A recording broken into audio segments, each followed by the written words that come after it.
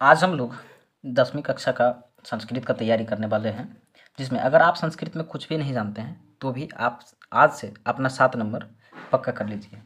अनुच्छेद आता है, 5 अनुच्छेद रहेगा, जिसमें से आपको एक अनुच्छेद लिखना है।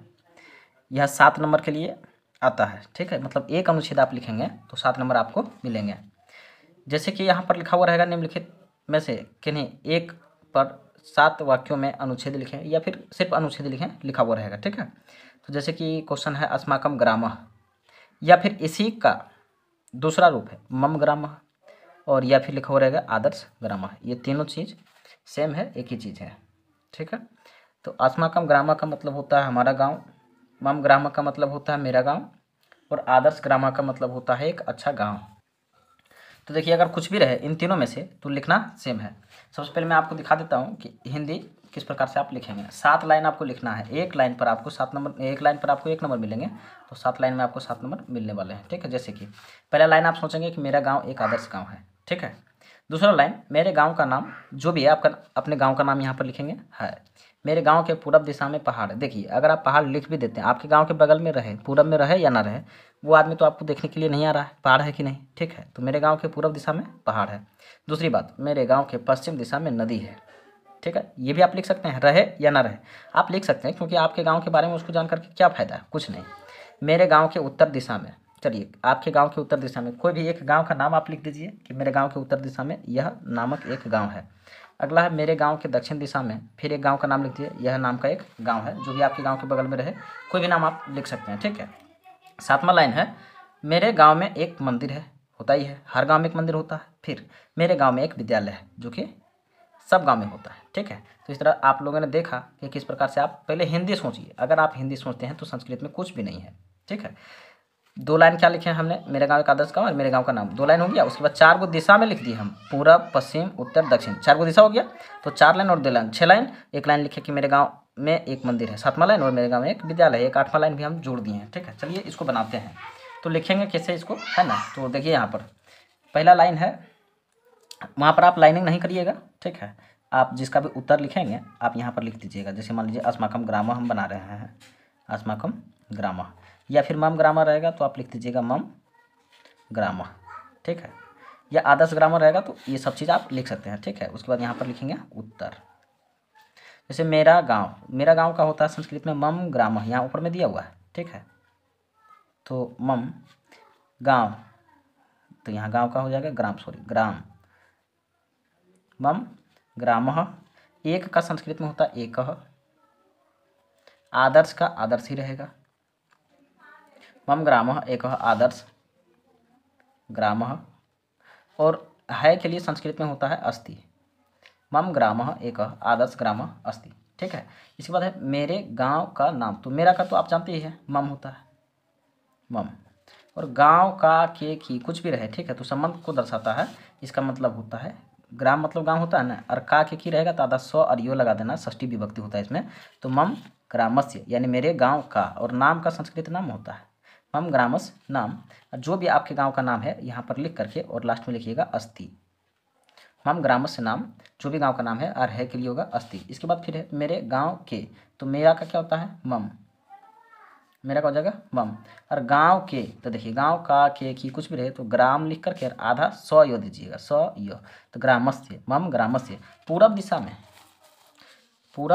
में, तो देखिए पूरब का पूर्व होता है, और दिशा जो होता है ना, दिशा में, तो इसके लिए अलग से संस्कृत में आता है श्याम, आधा सो या आकर में श्याम, पूर्व श्याम। और दिशा का होता है दिशी, यानी कि 7वीं विभक्ति एक वचन लगेगा। मम ग्रामस यानी मेरे गांव के, पूर्व श्याम दिशी यानी पूर्व दिशा में पहाड़ है, तो पहाड़ का होता है पर्वतः, और है का होगा अस्ति, मम ग्रामस्य पूर्व श्याम दिशि पर्वतः अस्ति, ठीक है। अब इसका अगला लाइन है चौथा कि मेरे गांव के पश्चिम दिशा में नदी है। तो मेरे गांव का तो आप जान ही चुके, अब मम गांव का हो जाएगा ग्रामस्य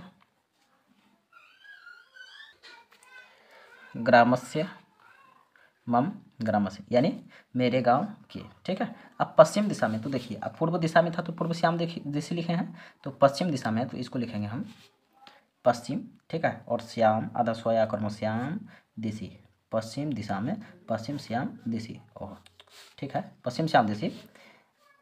नदी है, तो नदी का संस्कृत क्या होता है? नदी का संस्कृत नदी होता है, नदी अस्ति। ठीक है, तो यहाँ तक आप लोग समझ चुके हैं। अब देखिए मेरे गांव के उत्तर दिशा में, तो फिर हो जाएगा मम ग्रामस्य, मम ग्रामस्य यानी मेरे गांव के। अब उत्तर श्याम दिशी हो जाएगा, उत्तर दिशा में है तो उत्तर श्याम दिशी, उत्तर श्याम दिशी मेरे गांव के उत्तर दिशा में। उसके बाद कोई भी एक गांव का नाम आप लिख सकते हैं यहाँ पर, ठीक है। नामक, नामक एकः ग्रामः अस्ति।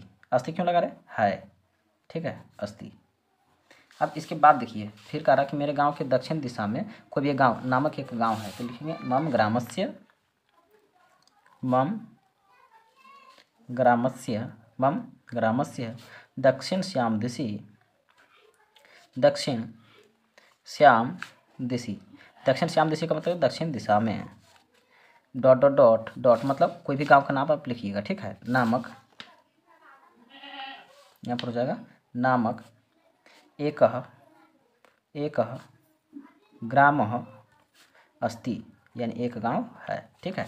तो देखिए हम लोगों ने यहाँ तक बना लिया दक्षिण दिशा में, ठीक है। अब मेरे गांव में एक मंदिर है, मेरे गांव में, तो मेरा का तो मम होता है और गांव में रहेगा ना, गांव में, तो देखिए गांव का के की रहता है तो ग्राम से आधा सोई, लेकिन गांव में रहेगा तो इसमें आई कर दीजिए ग्रामे, मम ग्रामे यानी मेरे गांव में, मम ग्रामे।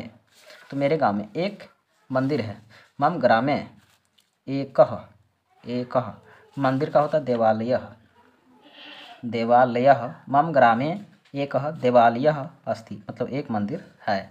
इसके बाद देखिए 7वां लाइन क्या है, 8वां लाइन, मेरे गांव में एक विद्यालय है, तो मेरा का हो जाएगा मम, गांव में तो ग्रामे, गांव में क्या क्या हो जाएगा? ग्रामे, 7वीं विभक्ति लगा है, ठीक है।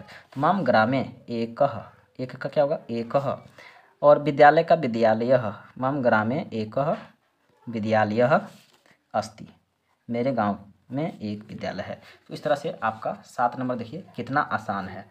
अगर आप इतना लिख देते हैं तो आपका 7 नंबर कहीं जाने वाला नहीं है। और अगर आपको लगता है कि आपको अच्छे से समझ में आ रहा है तो मैं आपको 12 अनुच्छेद लिखवाऊंगा, जिसमें से 4 अनुच्छेद मिल जाएंगे, डिट्टो मिलेंगे, उसमें से आपको मात्र 1 बनाने हैं। तो आप अगर 7 नंबर पक्का करना चाहते हैं तो आप कमेंट करके ज़रूर बताइएगा। इस तरह मैं आसान भाषा में एकदम 12 टॉपिक पर, एकदम VVI टॉपिक पर आपको अनुच्छेद लिख करके दिखाऊँगा, और ये एग्ज़ाम में आप आराम से बना करके 7 नंबर ला सकते हैं। थैंक यू, मिलते हैं फिर अगले वीडियो में।